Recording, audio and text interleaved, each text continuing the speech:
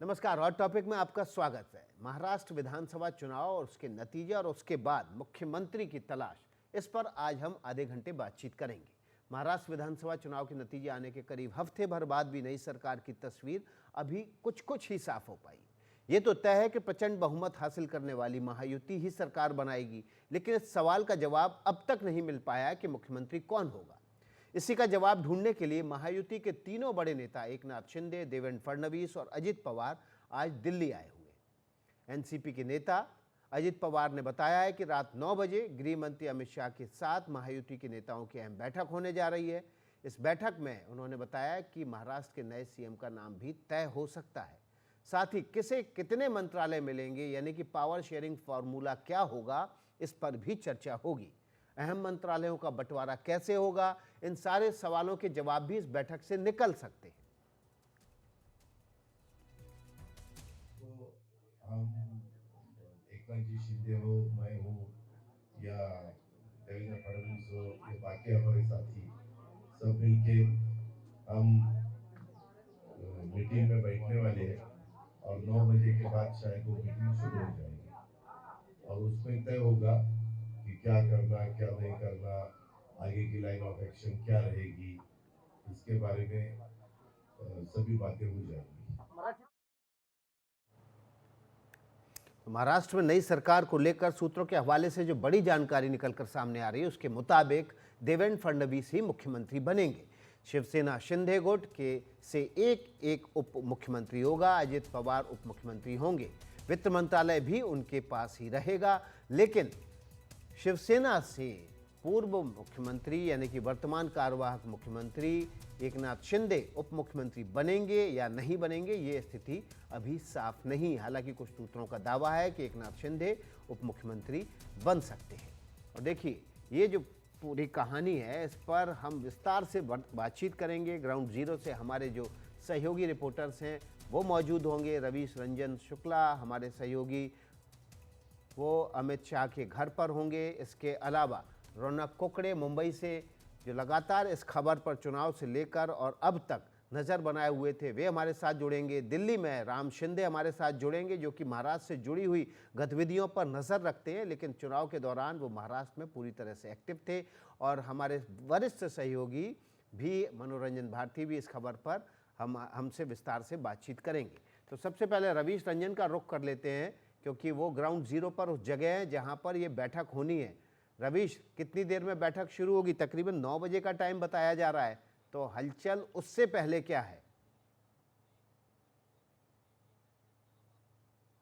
जी देखिए, अगर सबसे पहले तस्वीर हम दिखाएं तो अमित शाह के घर के बाहर हम लोग इस वक्त खड़े हैं और ये बताया जा रहा है कि दिल्ली देवेंद्र फडणवीस पहुंच चुके हैं और किसी भी वक्त अमित शाह के घर पर वो आ सकते हैं। उसके बाद 9 बजे जो है महायुति की बैठक शुरू होगी और ये बैठक खासी अहम है, क्योंकि इस बैठक में हालांकि जो बीजेपी के सूत्र हैं ये कह रहे हैं कि देवेंद्र फडणवीस के नाम पर लगभग मोहर लग चुकी है, लेकिन ये बैठक इसलिए है कि कैसे जातीय और जो राजनीतिक समीकरण है उसको कैसे साधा जाए, यानी महायुति के जो गठबंधन है, कौन सी पार्टी को कौन सा विभाग देना है, कितने मंत्री किस पार्टी को देना है, ये सारी जो तस्वीर है ये बहुत हद तक आज की बैठक में साफ हो जाएगी।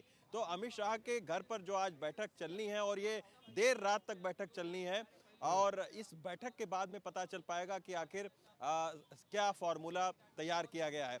लेकिन जिस तरीके से एकनाथ शिंदे का बयान आया, जिस तरीके से अजीत पवार का आज बयान आया और उनकी जो बॉडी लैंग्वेज थी, ये लग रहा है कि देवेंद्र फडणवीस के नाम पर सारे लोग एकमत हैं और अब जो है बीजेपी का शीर्ष नेतृत्व तय करेगा। ये भी सूत्रों के जरिए खबर आ रही है कि कल या परसों जो है वो पर्यवेक्षक दल यहाँ से भेजा जा सकता है और फिर विधायक दल का नेता चुनने के बाद में 2 दिसंबर को जो है वो शपथ ग्रहण समारोह हो सकता है।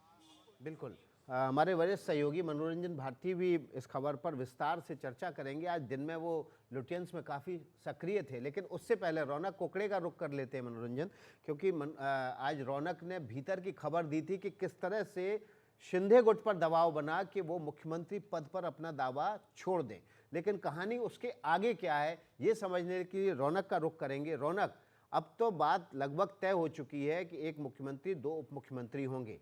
अब जो कहानी है वो इस पर टिकी हुई है कि किसके पास कौन सा मंत्रालय और पावर शेयरिंग फॉर्मूला क्या होगा, जो मंत्रालयों का बंटवारा होगा, किसके हिस्से कितने मंत्रालय आएंगे।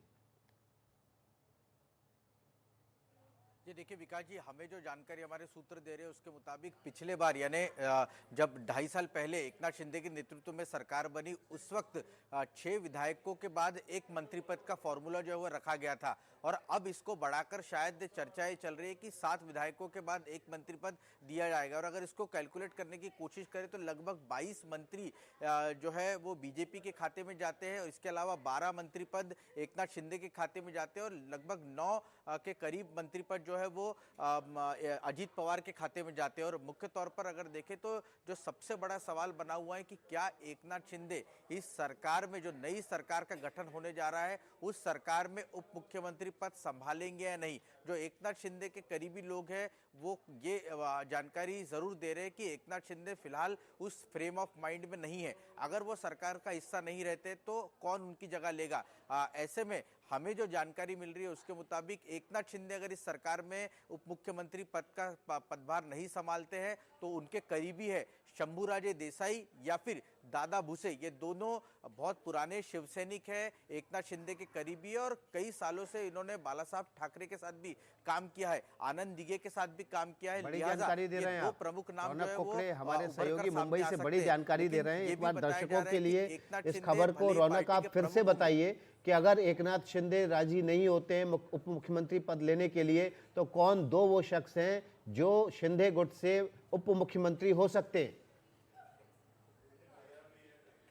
जी देखिए, निश्चित तौर पर मैं फिर एक बार दर्शकों को बताना चाहता हूं, जो जानकारी हमें मिल रही है उसके मुताबिक दादा भुसे ये नासिक से आते हैं, नासिक डिस्ट्रिक्ट से आते हैं, और मौजूदा सरकार में भी वे मंत्री थे। इसके अलावा वे आनंद दिगे के साथ भी काम कर चुके हैं। पहले गवर्नमेंट एम्प्लॉय हुआ करते थे, लेकिन जब से राजनीति उन्होंने ज्वाइन की वो शिवसेना के साथ ही जुड़े रहे। उद्धव ठाकरे सरकार में भी उन्होंने बतौर मंत्री काम किया, और जब देवेंद्र फडणवीस की 2014 से 2019 तक सरकार थी उस वक्त भी वे मंत्री थे। तो काफी एक्सपीरियंस है और एकनाथ शिंदे के करीबी माने जाते हैं। दूसरा जो महत्वपूर्ण नाम सामने निकल कर आ रहा है वो शंभूराजे देसाई का है। शंभूराजे देसाई महाराष्ट्र के सातारा से आते हैं। लंबे समय से वे शिवसेना के साथ जुड़े रहे, ग्राउंड पर उन्होंने बहुत शानदार काम किया और एकनाथ शिंदे के करीबी है। तो ये 2 ऐसे नाम सामने निकल कर आ रहे हैं, और इसलिए भी उनके नाम सामने निकल कर आ रहे हैं क्योंकि आज जब एकनाथ शिंदे दिल्ली के लिए रवाना हो रहे थे उससे पहले उन्होंने शंभूराजे देसाई से मुलाकात की। लगभग 1.5 घंटे दोनों नेताओं के बीच में मुलाकात हुई है। लेकिन मुझे अब भी विकास ये लग रहा है कि एकनाथ शिंदे ही सरकार में डिप्टी सीएम बनेंगे, क्योंकि आज जो महत्वपूर्ण बैठक होने जा रही है इसमें प्रधानमंत्री मोदी या फिर गृह मंत्री अमित शाह का उनको लेकर क्या रुख है। क्या उनको लगता है कि जिस तरह से पिछली बार देवेंद्र फडणवीस को बीजेपी ने आदेशित किया था, क्या उसको लेकर कुछ सलाह वो देना चाहेंगे। ऐसे में अगर उनकी सलाह होती है बीजेपी के शीर्ष नेतृत्व की कि एकनाथ शिंदे को मंत्री मंडल में होना चाहिए, तो हो सकता है कि अपना फैसला बदल भी सकते हैं। बिल्कुल। मनोरंजन भारती जी आज दिन में बहुत एक्टिव थे लुटियंस में। एनसीपी के कई नेताओं के साथ उन्होंने मुलाकात की, उनके पास भी चलेंगे। लेकिन इस वक्त की बड़ी खबर शिवसेना गुट से डिप्टी सीएम के 2 नए नाम सामने आए। अगर एकनाथ शिंदे डिप्टी सीएम नहीं बनते हैं तो ये 2 महत्वपूर्ण नाम जो हमारे सहयोगी रौनक कुकड़े ने जानकारी दी है वो ये 2 नाम स्क्रीन पर हैं। दादा भुसे जो कि नागपुर से आते हैं वो उप मुख्यमंत्री बनाए जा सकते हैं, और उसके अलावा एक नाम और जो हमारे सहयोगी रौनक कुकड़े ने बताया है, दादा भुसे जो है वो दिगे साहब के साथ काम कर चुके हैं, जिन्हें अभी के कार्यवाहक मुख्यमंत्री अपना राजनीतिक गुरु भी बताते हैं। तो ये 2 नाम जो कि उप मुख्यमंत्री हो सकते हैं शिंदे गुट से, अगर एकनाथ शिंदे राजी नहीं होते हैं उप मुख्यमंत्री बनने के लिए।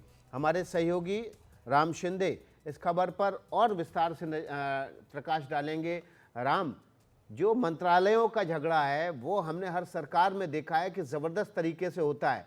इस वक्त कौन सा दल यानी कि एनसीपी और बीजेपी और उसके साथ ही साथ शिंदे गुट कौन कौन से मंत्रालय हैं जो अपने पास रखना चाहते हैं?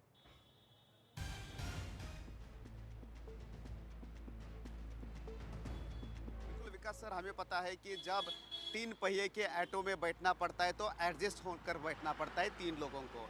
ये 3 पार्टियों की सरकार है। तीन पहियों की सरकार है तो एडजस्टमेंट तो करनी होगी, और यही एडजस्टमेंट करने के लिए आज अमित शाह जी के घर पे ये मीटिंग है, और कौन कौन सी मिनिस्ट्री दी जाएगी ये भी देखना पड़ेगा। और दूसरी बात है विकास सर की, ये सिर्फ महाराष्ट्र तक की राजनीति सीमित नहीं है, या फिर ये मिनिस्ट्री और पोर्टफोलियो तक की राजनीति सीमित नहीं है, ये है एनडीए का एक स्ट्रांग पिलर है शिवसेना, एकनाथ शिंदे।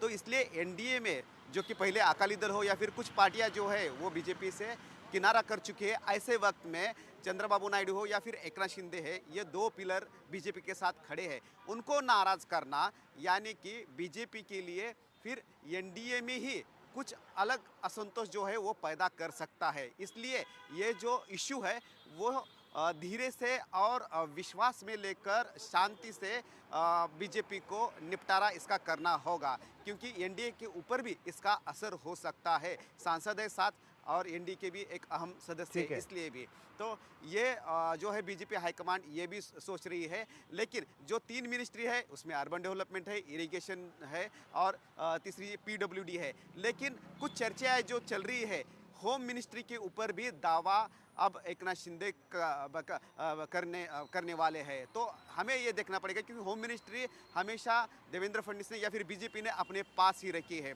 तो ये हमें देखना पड़ेगा कि होम मिनिस्ट्री भी जो है वो बीजेपी अपने पास रखती है या फिर सेक्रीफाइस करती है, ये भी हमें देखना पड़ेगा, जो कि आज की मीटिंग में। बिल्कुल राम, आपके पास आएंगे अब फाइनल असॉल्ट हमारे वरिष्ठ सहयोगी मनोरंजन भारती का, जो लुटियंस में आज बहुत एक्टिव थे, और आखिरी कमेंट उनका बहुत इंपॉर्टेंट हो जाता है और ये जानना समझना बहुत ज़रूरी हो जाता है कि महाराष्ट्र पे उनकी मास्टरी भी है मनोरंजन भारती की। मनोरंजन जी, कौन सा दल किस मिनिस्ट्री पे आंख जमाए बैठा है?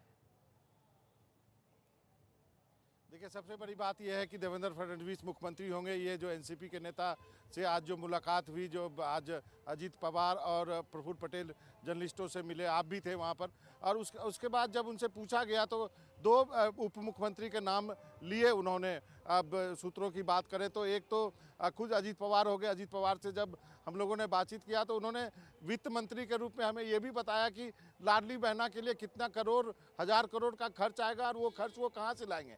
दूसरा जो है उप मुख्यमंत्री वो एकनाथ शिंदे होंगे, और उनके विभाग के बारे में ये जानकारी दी गई कि उनके पास अर्बन डेवलपमेंट रहेगा। वो करीब करीब बात तय हो गई है। ये भी पूछा गया कि क्या वो उनके बदले कोई दूसरा मंत्री बनेगा, तो कहा गया कि नहीं ये नहीं होगा, एकनाथ शिंदे खुद बनेंगे। वो नहीं चाहेंगे कि कोई पार्टी में कोई दूसरा पावर सेंटर हो। लेकिन कुछ और चीज़ों पर बातचीत होनी है। नगर मंत्री कौन होगा? आपको मालूम है कि महाराष्ट्र में जिसको पालक मंत्री कहते हैं, पूरे जिले की देखरेख करता है, वो मिनिस्टर्स जो है वो उससे ज़्यादा पावरफुल होता है। उनके बारे में भी बंटवारा होना है कि महाराष्ट्र के अलग अलग जिलों की प्रभार किस व्यक्ति को दिया जाएगा और वो किस पार्टी का होगा। तो इन सब चीज़ों पर चर्चा होनी है। और बाकी के विभाग, जैसे रेवेन्यू किसके पास जाएगा, जैसे इरिगेशन किसके पास जाएगा, जैसे होम की बात करिए तो होम के बारे में कहा गया कि वो चीफ मिनिस्टर अपने पास रखेंगे, क्योंकि ये करीब करीब तय है कि फाइनेंस जो है अजीत पवार के पास होगा और यूडी जो है अर्बन डेवलपमेंट जो शहरी विकास है